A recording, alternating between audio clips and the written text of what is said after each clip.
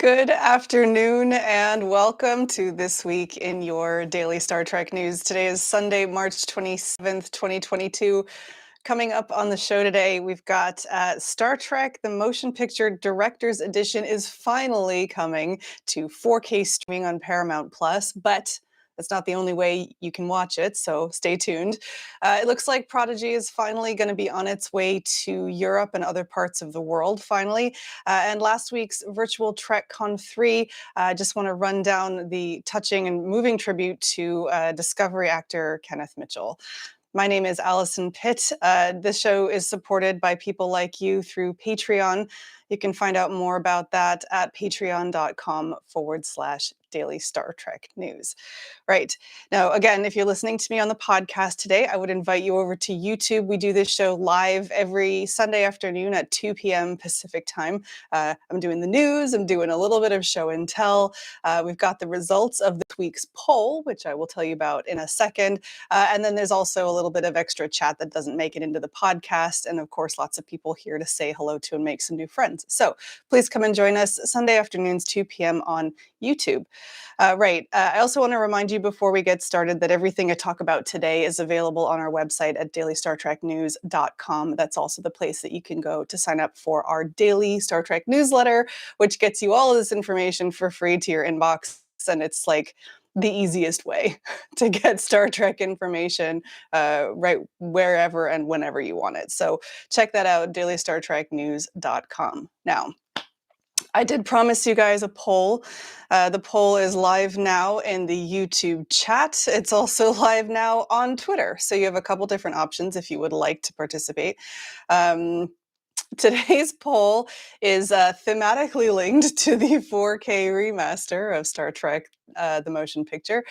And so I'm asking you, if you had to choose a bad Star Trek episode to remaster in 4K, which one of these four options would you choose to do? So you've got Shore Leave from the original series. You've got The Infinite Vulcan from the animated series, which, by the way, I put that one in there just because I think it would be hilarious to make gigantic Spock like even more gigantic. Then option number 3 is Sub Rosa from TNG, which would be so uncomfortable at 4K.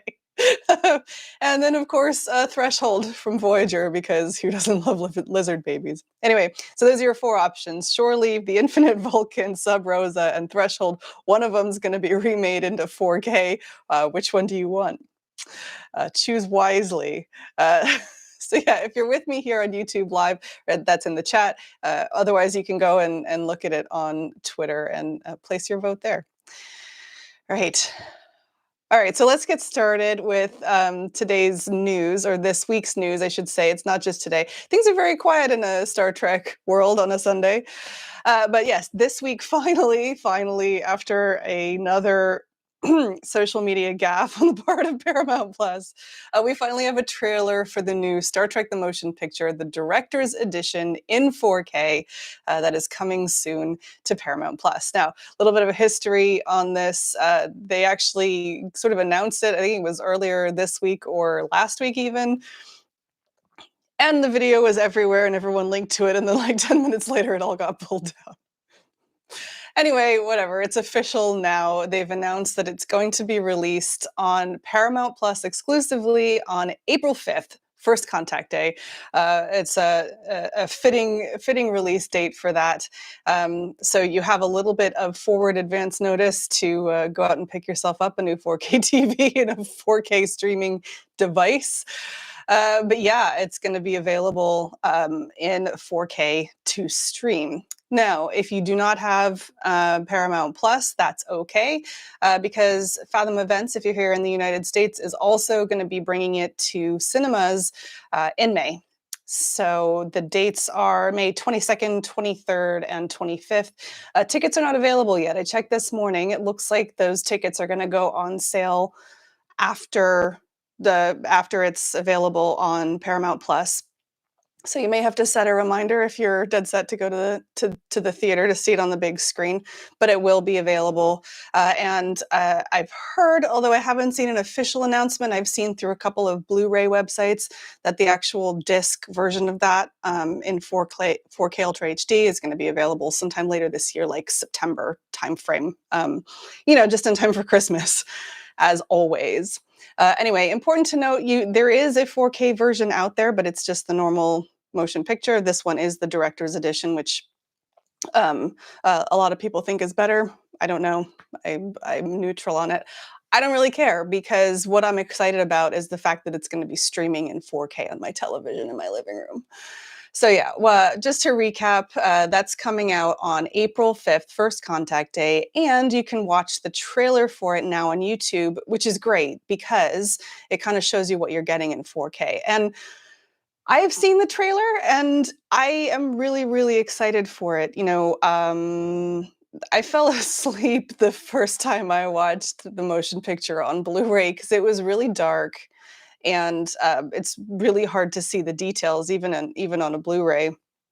With the 4K, they've done a lot of recoloring. They've done a lot of bumping up all of the details. There's the external view of V'ger is like amazing now, and you can see the little tiny people walking on the surface of the Enterprise refit. So yeah, it's definitely going to be worth doing it if you're a fan of the motion picture. I know everybody isn't, but if you definitely want to go, you'll definitely want to go and see it if you're a fan of that picture. And go and watch the trailer. It'll show you, what you're getting. Anyway, so that was the sort of really big announcement. But it's not the only big announcement for people outside of the United States, of course. The Paramount Plus rollout is not kind of going as quickly as we had hoped. And some of the things from Star Trek are kind of caught in the crossfire, one of which is Prodigy. And it looks like, and I haven't seen an official announcement for this yet, but it looks like Nickelodeon is going to be bringing Star Trek Prodigy to Europe and other regions very soon, probably in the next month or so. So, right, let me take it back for a second. So this week, TrekCore.com pulled together a report, some of the details from a few reports from a Nickelodeon-focused blog called Nick Alive. And in that, among other things, they showed some promotional materials from Nickelodeon in France, where they're actually talking about Prodigy debuting on April 18th there. They've also participated in the UK in a sort of red carpet, well, I think they called it an orange carpet PR event in the UK for Nickelodeon. Prodigy was represented there, but I haven't seen like an actual date. That may have been updated, I'm not sure. So anyway, all indications are that Nickelodeon will be rolling out Prodigy across Europe, and there's some other regions in there that Nick Alive has reported on as well. So if you are somebody who is outside of the US and hasn't yet got to see Prodigy, you might want to look into that.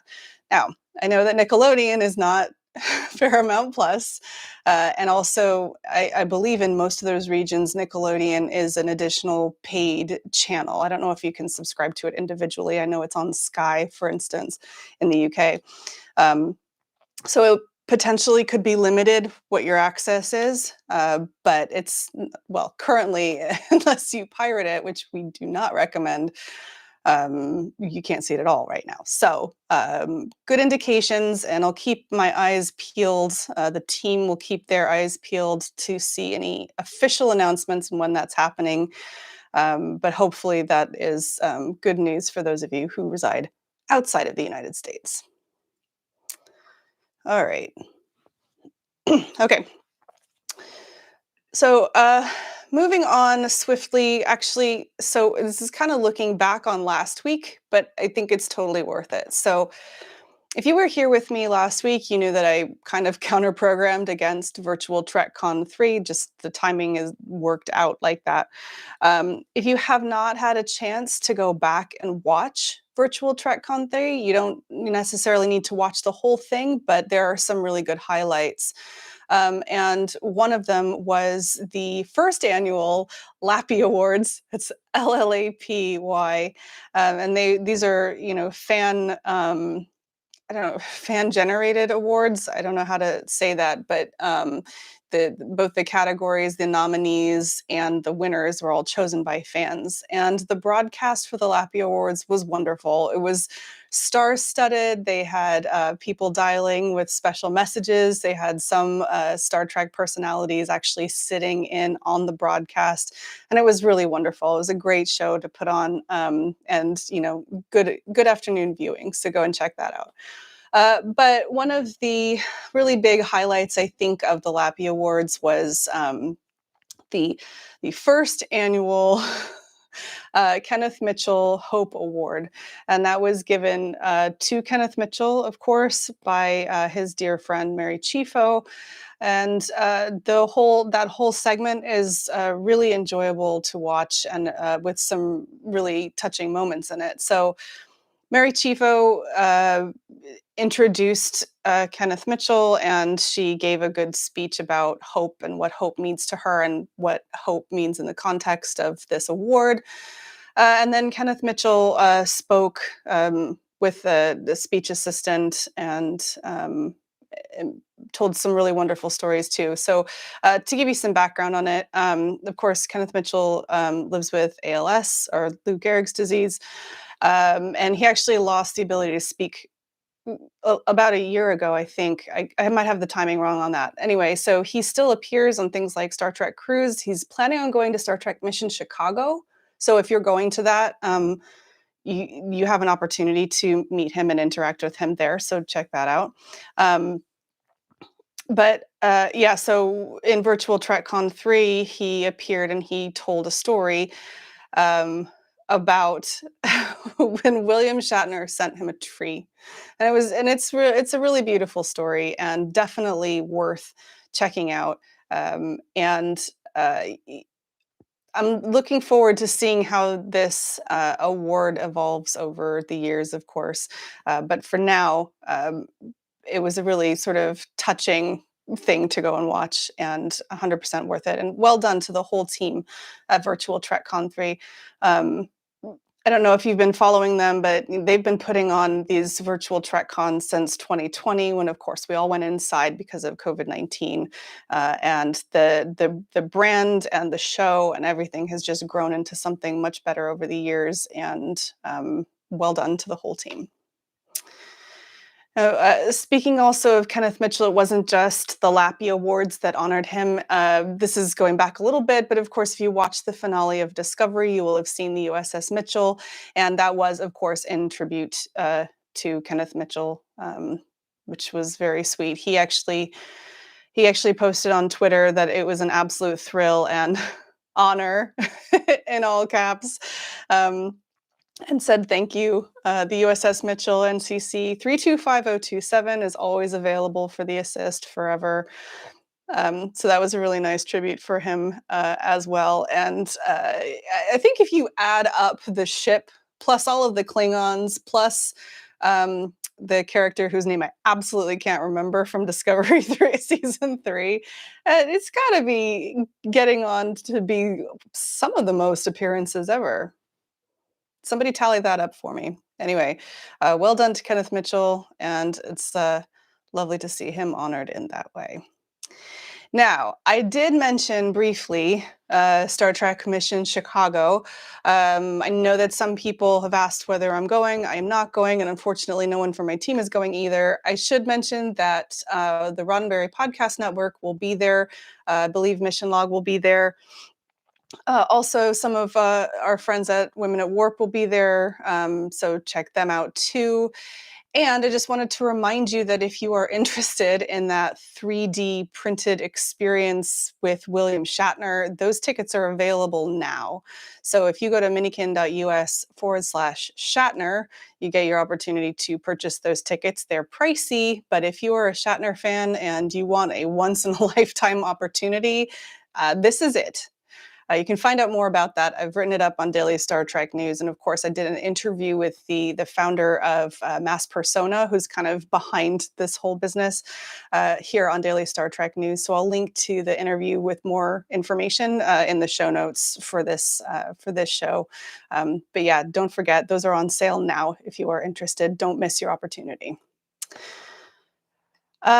Also, speaking of conventions, is anybody going to WonderCon? So WonderCon is happening next weekend, and I will be there along with Larry Nemechek and John Champion and James Kerwin and Jessica Lynn Birdie. We are doing a panel on Sunday afternoon at 1 o'clock. 1 o'clock, I believe.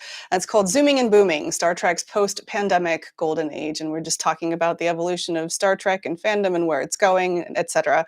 It should be a tremendous amount of fun. So if you are at WonderCon, please look us up. We're in room 209, apparently. I don't know where that is. It's at the Anaheim Convention Center this year, which is fun to take pictures of because it was in Star Trek Picard Season 1. But yeah, so that's Sunday afternoon. I will try and find for you all, because there's a lot of Star Trek stuff that goes on at WonderCon. That goes on at WonderCon every year. And we are merely one teeny tiny part of it. So we'll try and put together some details on everything that's going on. But if you do happen to be there, come and say hello. It would be wonderful to see you. So, right, that is it for the news this week. It was kind of quiet. I'm still surprised that we haven't started like really pushing Strange New Worlds yet, because that's what's kind of coming up next and down the pipeline. But, you know, Star Trek Picard is kind of getting in the swing of things. So, you know, I don't know, maybe that's what we're focusing on for the next month or so. Anyway, before I get into show and tell and the poll results, I just want to remind you again that everything here is supported by you guys through Patreon at patreon.com/Daily Star Trek News. If Patreon doesn't work for you, you can also support us here on YouTube via Super Chats. I'm also working on putting some memberships together, so you have options if you'd like to support the show, but that's not ready yet. So, right, so before show and tell, I reminded you about Patreon. Don't forget, there's a poll, so register your vote if you haven't yet. That's in YouTube and on Twitter. And let me just recap. It's choosing which bad Star Trek episode you want to remaster. So that should be fun. Also, I do want to say, somebody last week, so in YouTube, I can't always see everyone's chat, but I do try to review it at the end. So if I miss your question, then I'll try and answer it whenever I can. Somebody last week asked if you could send me stuff for show and tell through our PO box, and yes, you can. I don't mind that. If you go to the contact page on dailystartreknews.com, our PO box is on there, and you feel free to send me some stuff that you'd like to show off. I can't send it back though. So don't like send me family heirlooms or anything like that. That would be bad. You can send me your Star Trek story as well, and I can incorporate that too, or whatever. You can send me hate mail saying that I'm wrong about everything. That I will probably burn, but you can send it if you want. It's fine. Anyway, let's get on to show and tell. And it's kind of like a convention themed thing, right? I'm going to preface this by saying I'm not 100% sure I remember where I got it. So we'll go with that. I think I got this at Comic-Con in 2019, I think. So this is this little poster, and what's cool about it, it's not focused at all. So we got hello. Hi. Here we go.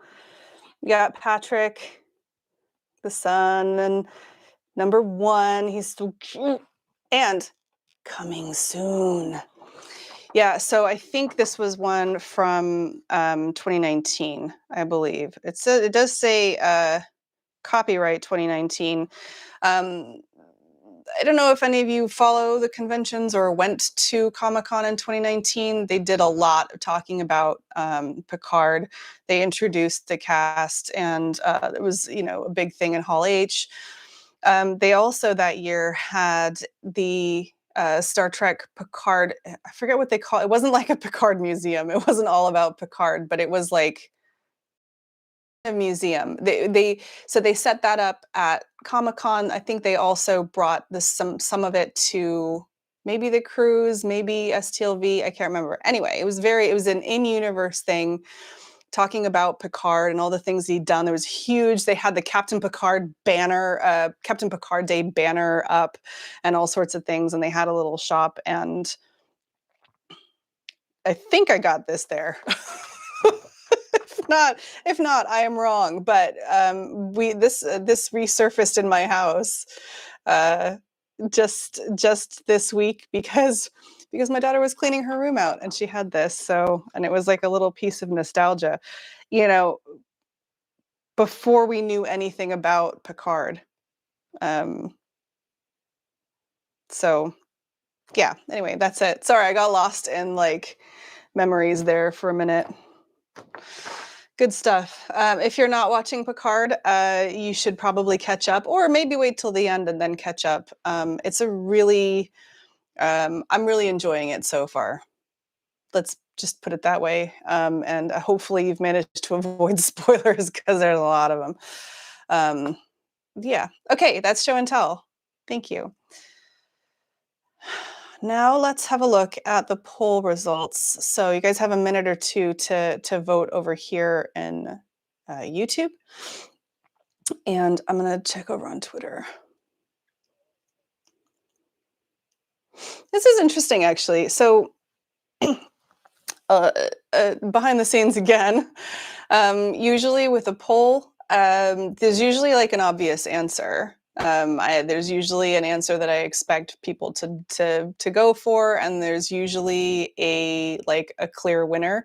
And there doesn't really seem to be one this time, which is, I find, kind of interesting. Okay, so over on Twitter currently, and of course this is going on overnight, so these results might change, but currently on Twitter, let me recap the question, which was, if you had to choose a bad Star Trek episode to remaster in 4K, which would you choose? And of course I put bad in quotes because I was about to say, are there any bad episodes of Star Trek? And then I remembered Code of Honor. So yes, there are bad episodes of Star Trek, but you know, everybody's bad episode usually somebody has it as his favorite. So whatever. Anyway, so if you had to choose a bad Star Trek episode to remaster in 4K, which one would you choose? The leader, perhaps surprising at the moment on Twitter, is Threshold from Voyager. So apparently people want to see those lizard babies like in stunning 4K Ultra HD. We'll throw Dolby Atmos sound in there too. It'll be great. In second place, we've got Shore Leave from TOS, which was actually probably my favorite one that I would have liked to see because it's just a sort of a fun fantasy romp. In third place, with 25% of the vote, is Sub Rosa, which I don't agree with. And in last place, with a mere 4.2% of the vote, is The Infinite Vulcan. So I'm going to end the poll here. End the poll here on YouTube as well. And let's see what you guys have to say about the whole business. All right. So in in first place as well here on YouTube, with 43% of the vote, is Threshold. Dr. Mohammed Noor says, we want to see Tom Paris pulling out his tongue in HD. In second place is Shore Leave with 36%. Good choice. In third place is Sub Rosa with 16%. And in last place, again, The Infinite Vulcan at 3%. I do question the people that want to see Sub Rosa in 4K. And as you know, that is one of my favorite episodes for reasons. But I can only imagine how uncomfortable it would be in really super high definition. I'm not sure that's for me. Anyway, yeah, so Mohammed, I have to give a quick shout out. If you guys have not gone and watched it, the new series of BioTrekkie with the Admiral is now going on YouTube. I missed it. I missed it today. And apparently Jane Brooke was actually in the chat talking to people. So go and check it out. His YouTube is BioTrekkie, BioTrekkie Explains. Mohammed, please correct me if I get that wrong. As BioTrekkie Explains, and he's doing a series now called BioTrekkie with the Admiral, where he and Jane Brooke, who played Admiral Cornwell on Star Trek Discovery, they're talking about the latest season of Discovery and the science and everything behind it. It's a really good series, and you should go and watch that and give him some support as well. So anyway, that's that. Okay, well, so that's it for our main show today. I did everything. I did the news. I did. You're getting an insight into my brain. I did the news, I did the show and tell, and I did the poll. Good, we're fine. Good. If you're here on YouTube, stick around for a few minutes. We'll do some chat afterwards. Otherwise, thank you to everyone else who's tuned in via the podcast. I appreciate you guys being here and listening to the show. And of course, if you are listening to this on the podcast, come and join us on YouTube. It's a great time. Anyway, you can find all of this week's stories, including the stuff that I told you about today and a whole bunch of other stuff on dailystartreknews.com. There we do the news. We also do Tease Trek Trivia Tuesday, and we also do history, and of course our weekly events listing, so don't miss out on those. If you'd like all of that information delivered straight to you with no interference, you can also sign up for our daily newsletter at dailystartreknews.com/contact. It's free, and we just take your email address, and then we deliver everything to you every weekday. It's very easy. So please go and check that out. Anyway, thank you again for listening. This show is produced by me, Alison Pitt, and this week's stories were written by Chris Peterson, Marina Kravchuk, Jack Brown, T. Rick Jones, and David Powell. Today's show is supported by people like you through Patreon. You can find out more and add your support at patreon.com/Daily Star Trek News. I will be back next week with more of the Star Trek news you need to know. I'm Alison Pitt. Live long and prosper. So listen, somebody last week told me that I'm supposed to hold up my hands and do the live long and prosper. I can't do that. That's just kind of not.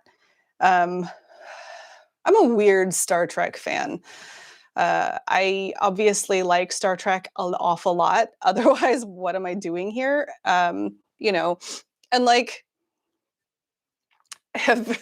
this is my mug. But there are some things I don't really cosplay, and I don't do photo shoots, and I feel incredibly uncomfortable doing that unless I'm posing for a picture. So I'm not going to do that. War Dogheim in the chat. Sarcastic Vulcan hand salutes. Yeah, I will do that. I will do that because that's funny. But I can't take myself too seriously. So yeah. Anyway, hello everyone. Thank you for being here. So I'm going to give you guys a quick preview. I'm very excited. So where do I start? One of the weird things about being a content creator is that sometimes you just kind of have to say yes to things even if you're not really sure what's going to happen. Anyway, I recently connected with someone via LinkedIn who has a radio show here local to me, and he also is a Star Trek fan and talks about entrepreneurship on his show and some other things. So I did an interview with him, and that'll be on the radio here in Irvine next week. So you get a little quick preview of that. It's also going to be coming out on his podcast too. So I will let you know. It's coming out on First Contact Day, which is so cool. So I'll let you know about that. We covered lots of stuff. So we actually covered Star Trek and Star Trek fandom and this type of content creation production a little bit. So if you were kind of interested in behind the scenes stuff of how all of this stuff happens, you can listen into that too. And look out on social medias. I'll make sure to to make sure that everybody has access to that when it comes out. We also talk about data. Many of you know, but not everybody will. If you follow me on Twitter, you'll know that my day job is in data analytics, and so I have thoughts. And so we talked a little bit about data science, big data, that sort of thing. Yeah. What I find is funny, sorry, slight tangent, but I know you guys love the tangent. So one of the things that I study a little bit is data visualization and, theories and whatever. There is a really great subreddit called Data is Beautiful, r/Data is Beautiful. And one of their actual ground rules is no Star Trek vizzes, which I find hilarious because apparently there's such a gigantic crossover between Star Trek nerds and data viz nerds that everybody posts Star Trek stuff. I am one of those people, believe it or not. One of my favorite vizzes I ever did, which is up on Tableau Public, you can find me. One of my favorite vizzes I ever did was visualizing the dialogue in all of the Star Trek movies 1 through 6. So I used some orange data mining, if any of you are familiar with that, to pull the Star Trek scripts and look at the cadence of dialogue between all of the characters, and then sort of all broke them out into lines, and it's all very abstract and neat. But I had a tremendous amount of fun doing it, and one day I'll release them as posters, but not yet. And I was really proud of them, and I went on to r/Data is Beautiful. I'm like, I'm gonna post my Star Trek viz, and then I read the rules, and I was like, I'm not gonna post my Star Trek viz. Anyway, I don't really post much. In fact, I don't post anything there, but I do like going through there. And if you are a fan of data visualization, it's a very, very cool subreddit to peruse. Anyway, wow, I lost myself in a tangent there for a second. Okay. I'm gonna do that thing where I scroll backwards and say hi to people and answer people's comments. So sorry in advance for the dead air time. So BC says, is big data like giant Spock? No, but that's kind of cool, actually. And I would like them to do, somebody to do a parody of the Infinite Vulcan with that. That would be cool. Robert Kaiser, along the same line, says, I always imagine a data scientist to be someone like Bruce Maddox, a scientist who studies data. That's true. Or in Lower Decks, what do they say about, what's his name, the collector guy? Oh, everybody tried to collect him at some point. That was pretty funny. Yeah, and by the way, another thing that I find a hilarious crossover between sort of data science, data analytics, and Star Trek is that you find there are two types of people in this world, that some that pronounce it data and some that pronounce it data. And I'm working on a theory that you can predict who's a Star Trek fan by whether they pronounce it data or data. And literally multiple times a day, I think about that conversation that Data had with Pulaski in TNG season 2, where she's like, "What's the difference?" Because she calls him Data, and she's like, "What's the difference?" And he's like, "Well, one is my name." And I think about that almost on a daily basis. That it's not pronounced data because it's called data. So there you go. Anyway.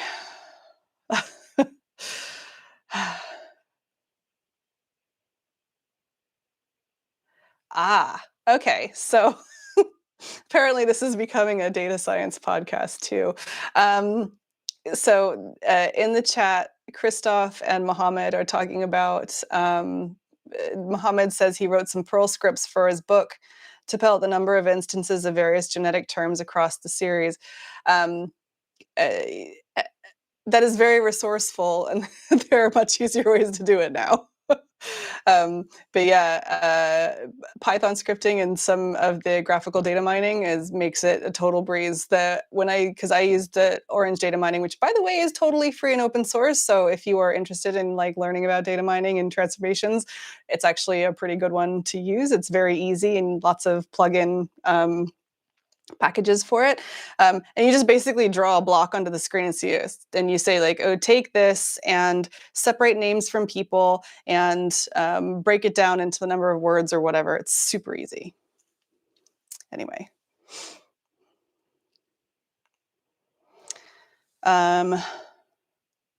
Christoph also says, he's replying to somebody else. Anyone who likes Sub Rosa does not like Pulaski. I actually take an issue with that because I like Sub Rosa and I also like Pulaski. Now, I would say that I hated Pulaski when she was on because I just adored Gates McFadden. I wanted to be her. I wanted her to be my mom and my best friend and everything.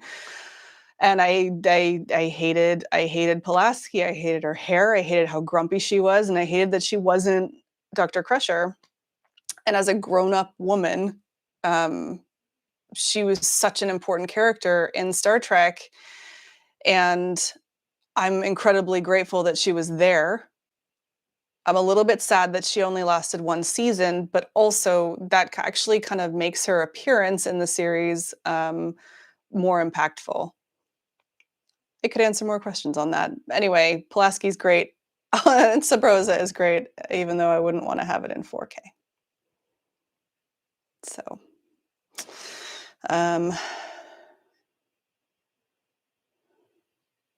Paul Wright says, we're all weird Star Trek fans, Allison. That's, you know, I think you're right. And that's why gatekeeping makes me so incensed and angry. Like, if you don't agree with somebody, just ignore them, because we all enjoy Star Trek in our way. Let's see.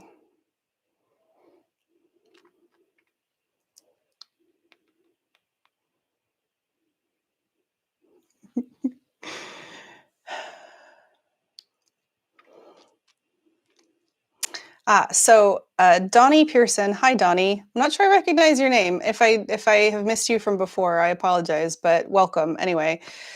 Donnie made the comment in the context of talking about high def or remastered episodes. I do hope that DS9 and Voyager would get the high def treatment they deserve.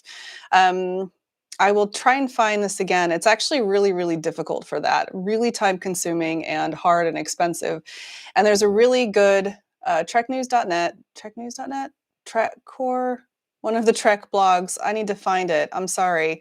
Did a really good explanation with one of the producers of those shows several years ago about why those remasters are unlikely to happen, or were unlikely to happen.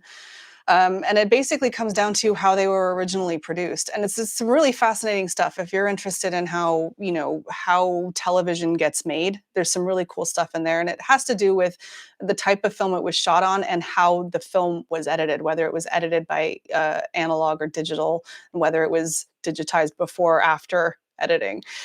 There's some good stuff in there. I would say that we're starting to get to the point where that kind of information might be getting outdated, because I know that there's people on YouTube who have taken scenes from Deep Space Nine and done AI upscaling, which is, when you come across them, they're pretty cool.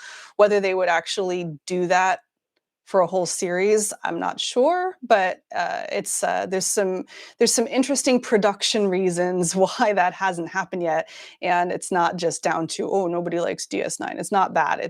There's actual like production reasons, and I'm not an expert, but I will try and find the link and put it in the show notes, or if somebody else has that link to hand, you should check it out. Wait, actually, I might have it bookmarked. Bear with me for just 1 second. Aha! I do actually have it bookmarked. Yes, it's treknews.net. It was an article published in 2017. And it's an interview with Robert Meyer Burnett. Hang on, I'll pop it in the chat for you guys. Really good read. Please read it, check it out, share it, because it is like daily someone on Twitter or Facebook is like, why don't they remaster DS9? Why does everybody hate DS9? Well, it isn't that. It's just other reasons. So read it. It's very good.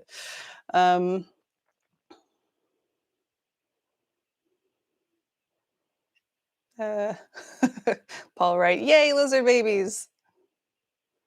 There's so much to unpack in that episode.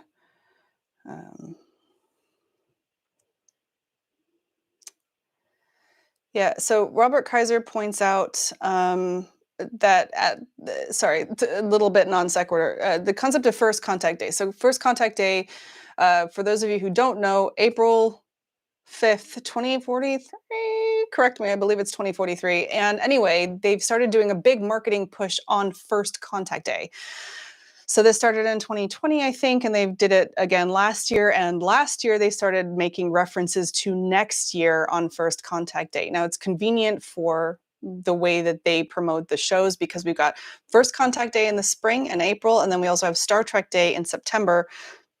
Those are two really good opportunities for them to be doing really big marketing pushes. They can ring fence all of their big announcements, and they can make a huge, big event out of it. Star Trek Day last year was huge. They had that was the one that was sort of in person in LA, and I haven't heard anything about First Contact Day again this year, but chances are they're going to save the really, really big announcements for that. So I'm expecting new Strange New Worlds information, and I'm expecting hopefully a better picture of how the releases are going to go for the tail end of this year. So we know Strange New Worlds is starting on May 5th. After that, we just sort of have squiffy information on Lower Decks and Prodigy are coming later this year. And then after that, we don't know. So that should be cool. And yes, as Robert Kaiser points out, that last year they started talking about next year at First Contact Day. So it should be a really cool one. And so, yeah, look out for announcements of that. I expect to hear something this week about what the whole schedule is going to be. I want to say it's on a Tuesday or something. But they usually do a full schedule of events and some free free streaming episodes and that sort of thing, and it should be pretty good. Let's see.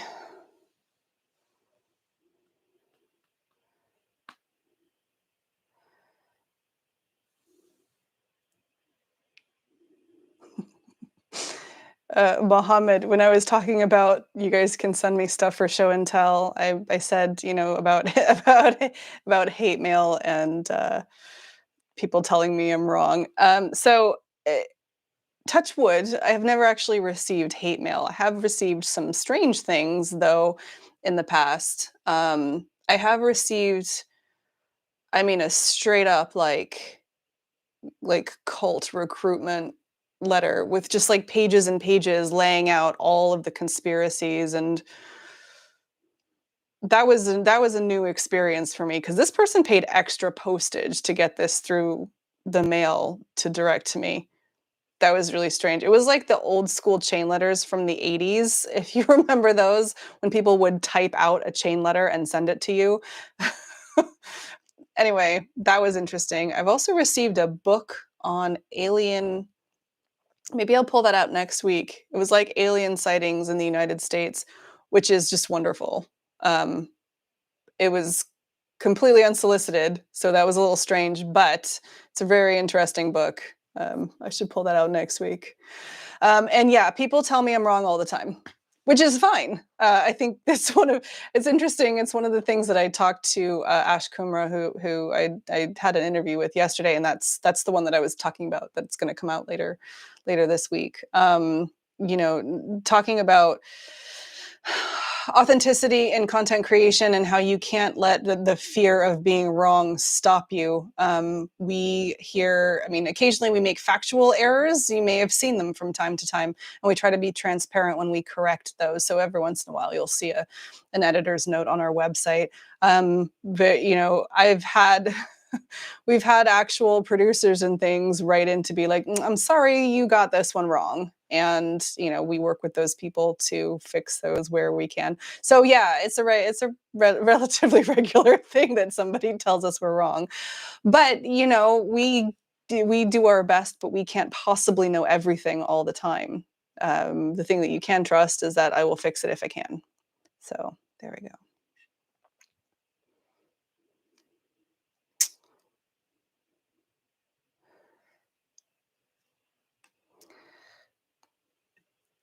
Here's another good comment. So Robert Kaiser says, I like TMP quite a bit, but an ex-girlfriend of mine lost interest in Star Trek when she saw TMP on TV. Um, so I almost feel like you have to be ready for the motion picture. I was bored out of my skull the first time I saw. Actually, the first time I saw it, I fell asleep. The next time I saw it, I was just bored out of my skull. Now, what changed and why I love it now is I actually watched 2001: A Space Odyssey for the first time a couple years ago, and that one I similarly was bored out of my skull and I fell asleep watching it. And then I watched it again, and it really kind of blew my mind. And after having watched that, and then gone back to the motion picture, there's really a lot there. And in terms of, I've been learning a lot more about how it's been made, and uh, as a production nerd, it's pretty well a marvel of cinema that ever got made, and there's a lot to unpack just beyond just what you see on the screen. Plus, it came out 2 months after I was born, so I kind of feel like a kinship with that movie. Sorry to hear that it's an ex-girlfriend. That might be for the best, but I hope that somewhere, somehow, she gives it a second try, because I think when you're ready for it, the motion picture is really a pretty stunning creation. I'm a big fan. Sorry, you guys are watching me scroll way back to the top.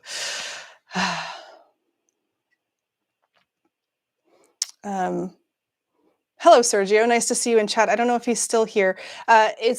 So he's said about the concept of global streaming.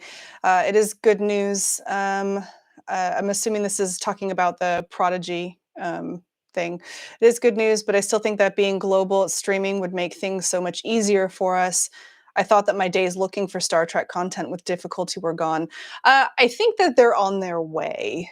But I don't think that they're there yet. I do think that the moves that Paramount Plus, this is my opinion, by the way, just based on sort of what I see from day to day. I do think that Paramount Plus, what their broader strategy is to bring their content, their original content, where they can, back in-house. I think Prodigy is a good example of this. Was initially, because Prodigy was announced before Viacom-CBS merger happened, and originally what it was going to be was a CBS-produced series that aired on Nickelodeon. So this is similar to I can't remember the name of the show. There was another similar one that was at around about the same time that CBS was producing for Disney Plus. And so it was one of the big pillars of strategy, talking about how they create content for licensing to third-party networks. And, so that's an income stream different from advertising stream, different from subscription stream. Then when they switched everything around and made Prodigy a Paramount Plus exclusive at the start, which then they syndicated to Nickelodeon. That's a real change in the strategy. Also, we're seeing the same things with all the Star Trek shows coming back off Netflix and back into Paramount Plus. Looking just at the United States, that's happening slowly, probably more quickly than people would like. And don't forget that if you watch Star Trek on Netflix, TNG is coming off Netflix this week. Where was I? In order for them to be able to talk about true global content streaming, they have to own all their properties. And Disney had this with Disney Plus when they first launched as well, where they have existing, sometimes long-term contracts with other content houses, and they have to let those expire and renegotiate and pull it all back in-house before they can properly own it all. All that's going to take time to untangle. So the thing with Nickelodeon, I think I don't want to be like, oh, well, at least you're getting something, but I think it's part of, we're moving in the direction of Paramount Plus being a global streaming service with control over its own content. But we're years out from that. I would say somebody mark it down. in 2027, when I'm still doing this show, we'll have this conversation again, because I think at that point we will take it for granted that everyone around the world can watch Star Trek at the same time. I hope. Anyway, okay, come back down, down to the more current stuff. Sorry, guys. Oh, you guys, it looks like I got kicked off again. I hope not. Hang on. Hang on, hang on.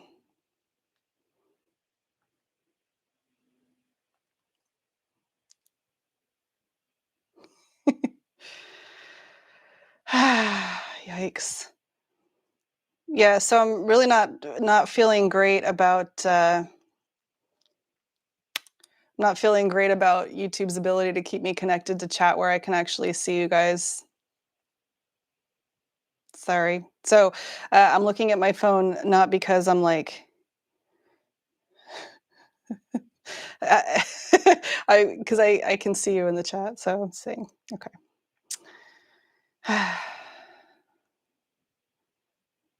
All right. Oh, Daniel's Hot Topics. Dropping a bomb in the chat. So, right, I'm going to read this question, and then I'm absolutely not going to answer it. But you guys will be fine. Okay. Daniel's Hot Topic says, why didn't Guinan remember Picard in 2024 when she met him in the 1800s in TNG's Time's Arrow? Okay, first of all, I'm going to just say wibbly wobbly, timey wimey. I do think that occasionally Star Trek's commitment to creating plausible explanations for all of these science fiction things that happens sometimes paints them into a bit of a corner. Whereas other franchises, Doctor Who is a really great example, will just literally upfront ask people to accept that it's a thing, and people go, yeah, it's fine. And see, they tried it. If you will recall, Mr. Worf, what are you doing here? And then they don't let him answer, and then that's fine, and everyone's fine with the fact that Worf's on the Enterprise again. Yeah, so sometimes I think that Star Trek can try to be too clever and not just be upfront with the fact that, listen, we're asking you to just accept this. I believe that the official explanation is that because the original prime timeline that we know of that TNG took place in no longer exists, then the future past Picard never went back to the past. I think that explanation gets pretty sticky. I'm trying to look up on, I believe that Dave Blass, one of the producers of Picard, actually made an attempt to explain this. So I'm trying to find it real quick. Because he did. So if you are not following Dave Blass on Twitter, I highly recommend that you go and do that immediately, because he really engages with people, and he's clearly watching the conversations that are happening, and he tries to address some of the questions that people have. So there's a question about why some of the buildings in 2024 look old. Yeah, it's something about the historical in Los Angeles in the future, why some of the buildings still look modern. He addresses sort of that issue. And I'm trying to find, I think he did talked about the time travel as well. It might have been somebody else. I apologize. But yeah, I'll try and find it for you. The gist of it was that the gist of the explanation is that because the timeline in which Picard went back in time to Time's Arrow never happened, that the past also didn't happen. Timey-wimey stuff. I don't know. I will leave it to individual people whether they think that's a sufficient explanation. I personally really, I don't care. So, yeah, yeah, I think if you want have any of you seen Future Man? This is gonna seem like a tangent until it doesn't anymore. Um, we, generally speaking, in Star Trek, think of timelines as singular, and they only branch at certain places, and yes, there are an infinite number of timelines, but they branch, and I think, actually, I think they addressed something similar to this in, Avengers Endgame as well. Um, i these aren't necessarily like okay, what am I trying to say? Future Man is very interesting because in the second or third season, and if you can get over the gross out humor, it's got some really, really interesting science fiction in there. And in the second or third season, I can't remember which one, they actually talk about because they keep hopping back and forth in time trying to fix things. And, by the way, that whole series is, like, predicated on, like, the first season, they're trying to go back in time to, like, kill a baby. It's kinda gross and funny, but, there's a revelation in the second or third season, and I can't remember which it is, that when they go back in time, they're not going back in time, they're actually universe hopping. And you know, we take for granted that our definition of time travel within Star Trek canon is a certain way, but I don't necessarily think we have to think about it that certain way. And I think if you try to logic it out a little too much, it's going to dampen your enjoyment of the show. So, wibbly wobbly. I think if you wanted to unpick all of the different things, you know, I was pulling my hair out when Picard, so, I forget who it is, probably Jurati, who was like, "Beware of butterflies," right? You can't even take a phaser, and then sorry, a little bit Picard spoilery, and then, like, 5 minutes later, Picard is talking to I'm just gonna give everybody a second to flip off if you haven't watched the latest episode of Picard yet. And then 5 minutes later, Picard's talking to Guinan saying, you can't leave, you have to stay, you have to do this." And like, hello, butterfly. That's like a gigantic butterfly. The fact that he even introduces himself to her, the fact that he tries to influence her decision making in that is a major, major problem. At that point, we've already created 4,000 different other universes. So I think you need to not think about it too hard, is my advice. And just sort of, revel in its awesomeness and just kind of go there. I'm done. Anyway, I'm gonna end it there, you guys, because it's I've had my rants. We've ticked off all of the things for today. Anyway, I do really appreciate you all being here and engaging with me in the chat. Send me a message sometime. I'll try to read out some stuff on the show if you guys want. You can email me at info@dailystartreknews.com. Tell your friends and whatever. Anyway, thank you again for joining me, and come back next Sunday. We'll do a thing, and it'll be fun.